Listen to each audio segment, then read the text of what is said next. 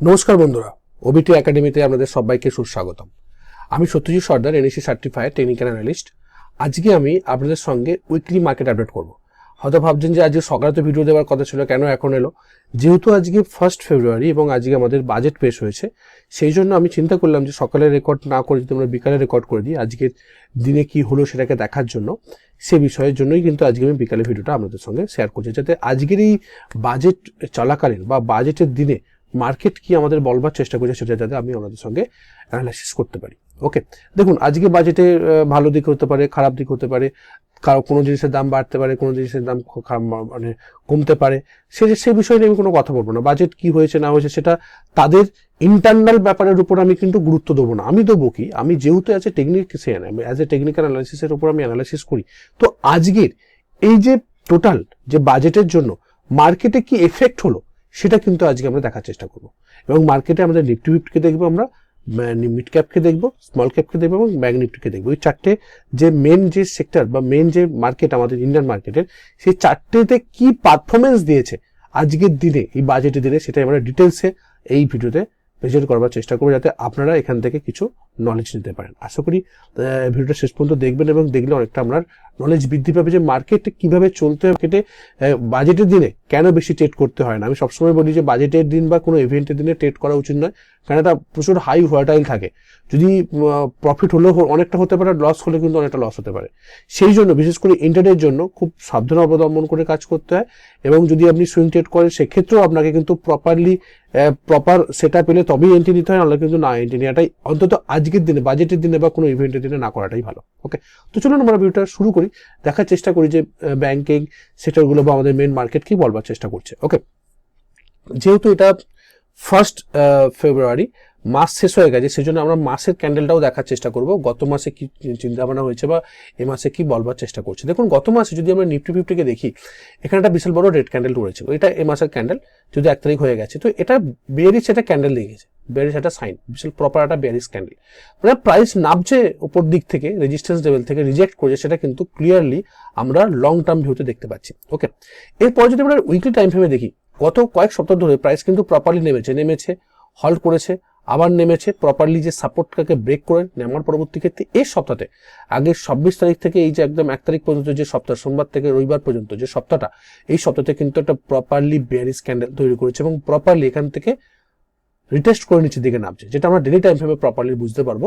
দেখুন প্রাইস নেমেছে, উঠেছে, নেমেছে, এখানে হল্ট করেছে, হল্ট করার পরে এখানে রিজেকশন, এখান থেকে কিন্তু যে রেজিস্ট্যান্স লেভেল, যে লেভেলকে ব্রেক করে নেমেছিল, সেই রেজিস্ট্যান্স নিয়ে প্রপারলি নিচের দিকে নামছে। প্রপারলি কি করছে, প্রপারলি এখান থেকে রেজিস্ট্যান্স নিয়ে প্রপার একটা বিশাল বড় বেয়ারিশ ক্যান্ডেল তৈরি করেছে আজকের দিনে। আজকের ক্যান্ডেল, জাস্ট আজকের ক্যান্ডেল একটা বিশাল বড় একটা রেঞ্জের ক্যান্ডেল তৈরি করেছে।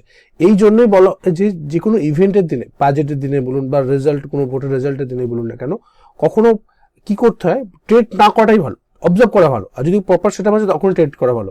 এই যে এত বড় হাই ভোলাটাইল মার্কেটের মধ্যে আজকের দিনে, বিশেষ করে বাজেটের দিনে, অনেকে বাই সেল কল পুট অনেকে করে রাখবে, অনেকের অ্যাকাউন্ট সাফ হয়ে গেছে, শেষ হয়ে গেছে অ্যাকাউন্ট, অনেকের অ্যাকাউন্টে বিশাল প্রফিট হয়েছে। রাইট, যেহেতু আমাদের share market zero sum game, কারোর প্রফিট হলে কারোর লাভ হবে, কারোর লাভ হলে কারোর প্রফিট, মানে কারোর প্রফিট হলে কারোর লস হবে, কারোর লস হলে কারোর লাভ হবে। এই যে ব্যাপারটা, সেই জন্যই যে বিশেষ করে এইসব দিনে না ট্রেড করা ভালো। কারণ দেখুন আমাদের বাদ বাকি সারা বছর আমরা ট্রেড করবো, সারা বছর মার্কেট ওঠানামা করবে, কেন শুধুমাত্র আজকের দিনে রিস্ক নিতে যাবো হাই ভোলাটাইল মার্কেট? এটা আমার কনসেপ্ট, আমার অনুযায়ী, বা আমি যেভাবে মার্কেটকে দেখার চেষ্টা করি সেই অনুযায়ী। অন্য সঙ্গে নাও নিতে পারে, তাদের মতন চিন্তা করে, বাট আমি আমার মতন চিন্তা করে বলি যে অন্তত অ্যাটলিস্ট এই দিনে না ট্রেড করাই ভালো। কারণ কি হবে কেউ জানে না।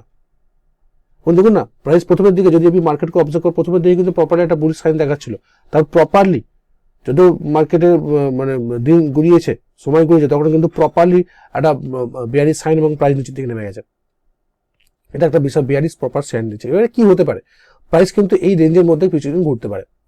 এবার যখনই এই রেঞ্জকে ব্রেক করে উপর দিকে যাবে, তখন আমরা এই রেঞ্জের একটা রেজিস্ট্যান্স লেভেলকে দেখবো, আর যদি এই রেঞ্জ থেকে ব্রেক করে নিচের দিকে নামে, ফার্দার কিন্তু আমরা আরো নিচের দিকে সাপোর্টকে দেখতে পারি। দেখা যাক যে এই যে এখানে যে সাপোর্ট লেভেলের যে সাপোর্টটা আছে, বা উইকলি টাইম ফ্রেমে যে সাপোর্ট লেভেলটা আছে, এই সাপোর্ট লেভেলে প্রাইস সাপোর্ট নিয়ে কি ধরনের ফরমেশন এই লেভেলে তৈরি হয়, 24,400 লেভেলে তৈরি হয়, রাইট, এই 24,400-500 লেভেলে তৈরি হয়, এখানে কি বুলিশ সাইন দেয় ওই ডেলি টাইম ফ্রেমে, সেটা দেখার পরবর্তী ক্ষেত্রে আমরা অ্যানালাইসিস করতে পারবো যে ফার্দার প্রাইসের মুভ কোন দিকে হতে পারে। অন্তত অ্যাটলিস্ট এই লেভেলে কিন্তু প্রাইস কিছুটা সাপোর্ট নিতে পারে, কিছুদিন হল্ট করতে পারে। ওকে, এটা কিন্তু আমরা বুঝতে পারলাম। এরপরে যদি আমরা আমাদের মিড ক্যাপে যাই, মিড ক্যাপ কি করছে দেখুন, এর কিন্তু অলরেডি ব্রেকআউট হয়েছিল, অল টাইম হাই ব্রেকআউট হয়েছিল, রাইট। তারপরে প্রাইস ফলস ব্রেকআউট হয়ে নিচের দিকে নেমে আসে, দেখুন ফলস ব্রেকআউট হয়ে নিচের দিকে নেমে আসে, এবং গত মাসে একটা বিশাল বড় রেড ক্যান্ডেল তৈরি করছে, বিশাল বড় হাই ভোল্টেজ রেড ক্যান্ডেল তৈরি করছে, যেটা আমাদের কিন্তু proper bearish sign. Multi time ভেবে দেখা যায় যে প্রাইস নামবে, প্রাইস নামছে, এবং উইকলি টাইম ভেবে দেখুন সেই জায়গাটাই দেখতে পাচ্ছি আমরা। দেখুন উইকলি টাইম কি দেখছি আমরা, উইকলি টাইম ভেবে দেখছি যে প্রাইস প্রপারলি এখান থেকে যেখানে সাপোর্ট নিয়েছিল ব্রেক করে, রেজিস্ট্যান্স লেভেলকে ব্রেক করে প্রাইস বেশিক্ষণ হল্ট করলো না, প্রাইস নিচের দিকে নেমে গেল প্রপারলি। গত সপ্তাহটা, তার আগের সপ্তাহে আমরা একটা বড় রেড ক্যান্ডেল দেখেছি, এই সপ্তাহটা ইনডিসিভ ক্যান্ডেল, এরপরে আবার নামতে পারে। নেমে কোথা থেকে সাপোর্ট নিতে পারে, ইমিডিয়েট এখানে সাপোর্ট আছে না, এই লেভেলে সাপোর্ট নিতে পারে, প্রপারলি এই জায়গাতে সাপোর্ট নিয়ে 15,500 সামথিং সাপোর্ট নিয়ে প্রাইস উপরের দিকে উঠতে পারে, এখানে অলরেডি প্রাইস উঠেছে সেই জায়গাতে। তো এই লেভেলে যখন প্রাইস আসবে তখন আমরা ডেলি টাইম ফ্রেমে যাবো, ডেলি টাইম ফ্রেমে গিয়ে দেখার চেষ্টা করবো যে সেই ডেলি টাইম ফ্রেমে কি ধরনের বুলিশ আমাদের সাইন দেখাবার চেষ্টা করছে। দেখুন এখানে প্রাইস নেমেছে, হল্ট করেছে, আবার নেমেছে, হল্ট করছে, আবার নামছে, নেমে এই যে লেভেলটা, এই 15,750 এই লেভেলটাতে প্রাইস কি তৈরি করে, কি বুলিশ সাইন দেয়, কি আরএসআই সিগন্যাল দেয়, কি বলিঞ্জার ব্যান্ড সিগন্যাল দেয়, সেটা আমরা দেখবো। কারণ যেহেতু এটা মাল্টি টাইম ফ্রেমের সাপোর্ট এরিয়া, মানে উইকলি টাইম ফ্রেমের সাপোর্ট এরিয়া, মাল্টি টাইম ফ্রেমের সাপোর্ট এরিয়া, তো সেই জায়গা থেকে এখান থেকে বাউন্স করার সম্ভাবনা থাকবে, এবং এখানে যদি কোনো বুলিশ সাইন দেয় তো ফার্দার কিন্তু আমরা একটা মুভ দেখতে পাবো। সেই জায়গা থেকে কিন্তু আমরা এখানে এই লেভেলটা কিন্তু আমাদের কাছে খুব গুরুত্বপূর্ণ লেভেল, ওকে, মিড ক্যাপের ক্ষেত্রে। কিন্তু এমনিতে ওভারঅল মার্কেট কিন্তু বেয়ারিশ নামছে, প্রাইস আরো কিছুদিনের জন্য নামবে, এটা আমরা কিন্তু বুঝতে পারছি, ওকে। এরপরে যদি আমরা দেখার চেষ্টা করি স্মল ক্যাপকে, দেখুন স্মল ক্যাপ কি বলছে, স্মল ক্যাপও কিন্তু প্রপারলি নেমেছে। গত সপ্তাহে দেখুন, গত মাসে কিন্তু একটা প্রপার বেয়ারিশ সাইন করেছে এবং সাপোর্ট লেভেলকে ব্রেক করে নিচের দিকে নেমে গেছে। যদি আমরা উইকলি টাইম ভেবে দেখি, আরএসআই কিন্তু অলরেডি নেমে গেছে, আরএসআই কিন্তু মোমেন্টাম নিচের দিকে নেমে গেছে। যদি আমরা উইকলি টাইম ভেবে দেখি, দেখুন উইকলি টাইম কি বলছে, গত সপ্তাহে প্রপার বেয়ারিশ ক্যান্ডেল তৈরি করেছিল, এই সপ্তাহে কিন্তু একটা সেও একটা বেয়ারিশ রিজেকশন ক্যান্ডেল এবং একটা রেড ক্যান্ডেল তৈরি করছে, উপর দিকে রিজেকশন বেশি, তার মানে প্রাইস নিচের দিকে নামতে পারে, নেমে কোথায় নামতে পারে, এখানে ইমিডিয়েট সাপোর্ট এখানে নিতে পারে। যখন এই লেভেলে সাপোর্ট নিতে আসবে সেই সময় কি বুলিশ ফরমেশন হয় বা বুলিশ ক্যান্ডেলিস্টিক প্যাটার্ন থাকে, সেটা কিন্তু আমাদেরকে দেখতে হবে। তো প্রাইস এখানে আসতে পারে, এখানে আসার সম্ভাবনা বেশি এবং আসবে এই লেভেলে, এই লেভেলে টাচ করবে প্রাইস, এবং এখান থেকে কি ধরনের দেখায়, কি প্যাটার্ন দেখায়, সেটা কিন্তু আমাদেরকে দেখতে হবে এবং সেই অনুযায়ী আমাদেরকে নিজেদেরকে প্লেস করতে হবে, এটা হচ্ছে আমাদের কাজ। তো প্রত্যেকটা জায়গাতেই কিন্তু বেয়ারিশ সাইন দিচ্ছে, এবং আজকের দিনে ভালো রকম বেয়ারিশ সাইন কিন্তু আমরা দেখতে পেয়েছি, রাইট।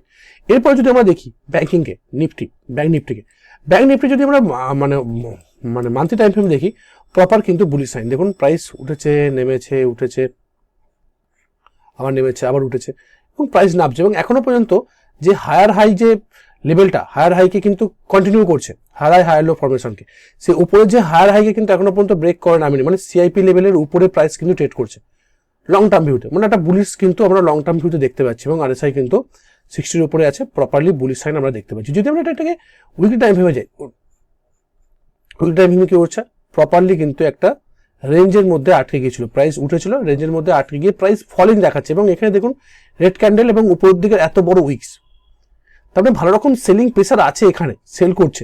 বাট দেখার যে এই যে লেভেলটা, এই যে হায়ার হাই কিছু করছে, এই হায়ার হাই যে এই লেভেলটা, হাইটাকে ক্রস করে নিচের দিকে নামে না এখান থেকে বাউন্স করে। এবার প্রশ্ন হচ্ছে, যদি এখান থেকে বাউন্স করে প্রাইস, তার মানে কিন্তু অন্যান্য সেক্টরগুলো কিন্তু ওঠার সম্ভাবনা থাকবে। আর যদি ব্যাংকিং সেক্টরে, ব্যাংক নিফটি যদি এটাকে ব্রেক করে নামে, তো ফার্দার আমরা এখানে দেখতে পারি, আর মানে এই লেভেলটা পর্যন্ত দেখতে পারি, সেই জায়গাতে অন্যান্য সেক্টরগুলো কিন্তু অনেকটা নামতে পারে।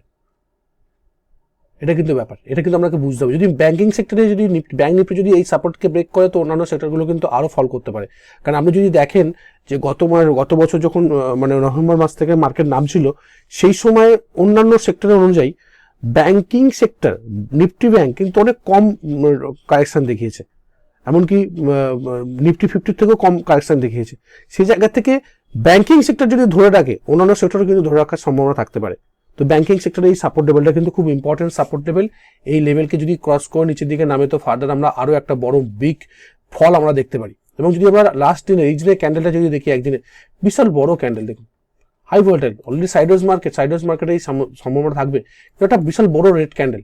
তো তো রেড ক্যান্ডেল হওয়া মানে কি? এই রেড ক্যান্ডেল হওয়া মানে এই রেঞ্জের মধ্যে প্রাইস আটকে আছে, যতক্ষণ না পর্যন্ত এই রেঞ্জকে না ব্রেকডাউন না করছে ততক্ষণ বা নিচের দিকে মোমেন্টাম পাবে না, আর ওপর দিকে যতক্ষণ না পর্যন্ত ওপর দিকে ব্রেকআউট হচ্ছে ততক্ষণ পর্যন্ত আমরা আপ মোমেন্টাম পাবো না। মানে ফার্দার যদি আমরা উইকলি টাইম ফ্রেমে দেখি, প্রাইস যদি এই লেভেলের উপরে উঠে ব্রেকআউট দেয় তাহলে ফার্দার আপ মোমেন্টাম পাবো, আর যদি এই লেভেলকে ক্রস করতে তাহলে আমরা এই লেভেল পর্যন্ত আমরা আশা করতে পারি যে প্রাইস এই লেভেলে আসবে। দেখার যে এই লেভেল থেকে প্রাইসের কি ধরনের রিয়াকশন এই লেভেলে আমরা দেখতে পারি, সাপোর্টেবল আমাদেরকে দেখতে পারি। ওকে, আশা করি আপনি আমাদের এই যে জায়গাটা প্রচেষ্টাটা সেটা আপনি বুঝতে পারছেন যে আমরা কেন এই উইকলি মার্কেট আপডেট করছি, যাতে আমরা বুঝতে পারি যে আমাদের অ্যানালাইসিসটা কি ধরনের হতে চলেছে বা কি ধরনের মার্কেট আমাদেরকে বলছে। মার্কেটের সঙ্গে সঙ্গে যদি আমরা চলতে পারি তাহলে কিন্তু আমাদের অনেকটা কাজ সহজ হবে ট্রেড করার জন্য। কোন স্টকগুলোকে আমরা চুজ করতে পারি, কোন মানে কি রকম সিদ্ধান্ত আমরা নিতে পারি, কোথায় আমরা ফোর্থ গিয়ারে গাড়ি চালাতে পারি, কোথায় আমরা সেকেন্ড গিয়ারে গাড়ি চালাতে পারি, সেটা কিন্তু আমরা বুঝতে পারি। যখন মার্কেট যদি একটা ভালো রকম আপ মোমেন্টামে থাকে তখন কিন্তু স্ট্রংলি আমরা বাই করতে পারি। যেহেতু এখন মার্কেট একটা ডাউন ট্রেন্ডে আছে, মার্কেট যখন নামছে এই সময় কি করবো আমরা, এই সময় আমরা আমাদের ট্রেড নেওয়া থেকে বিরত থাকবো। নতুন ট্রেড নেবো না, নতুন ট্রেড নিতে গেলে আগে ভালো করে কনফার্মেশন নেবো, তারপরে আমরা নেবো। কন্টিনিউশন ট্রেড তো করা যাবে না, কারণ মার্কেট নিচের দিকে নামছে, যে কোনো সমস্ত ট্রেন্ডিং মার্কেট সব নিচের দিকেই নামবে। এই মুহূর্তে কন্টিনিউশন ট্রেড করা যাবে না, রিভার্সাল ট্রেড করতে হবে, সেটা বেছে বেছে করতে হবে। প্রপার সেটা আসবে, তারপরে ভর্তি ক্ষেত্রে আমরা সমস্ত জায়গাতে সিগন্যাল দেখে তারপর আমরা এন্ট্রি নেবো। আদারওয়াইজ যদি আপনি ভুল জায়গায় এন্ট্রি নিয়ে নেন মার্কেটে লস হতে পারে। সেই জন্যই এই টোটাল ব্যাপারটা যাতে আলোচনা করে এবং প্রত্যেক সপ্তাহে আমরা একটা করে উইকলি মার্কেট আপডেট করছি, যাতে আপনাদের সুবিধা হয় মার্কেটকে বোঝার জন্য, ওভারঅল মার্কেট কি বলছে সেটাকে বোঝার জন্য। ওকে, আশা করি ভিডিও ভালো লাগে। যদি ভালো লেগে থাকে তো অবশ্যই আমাদের এই ইউটিউব চ্যানেলকে সাবস্ক্রাইব করুন এবং মানে লাইক করতে একদম ভুলবেন না। আর বন্ধু বান্ধবের সঙ্গে বেশি বেশি করে শেয়ার করুন, যাতে তারাও দেখে শিখে বুঝে ট্রেড করতে পারে। কারণ আমরা একটাই ট্যাগলাইন, আগে শিখুন পরে ট্রেড করুন। দেখা হচ্ছে পরে একটা ভিডিওতে। সুস্থ থাকুন, ভালো থাকুন, নিজের রিস্কের বাজারে ট্রেড করুন, নিজের ক্যাপিটালকে রক্ষা।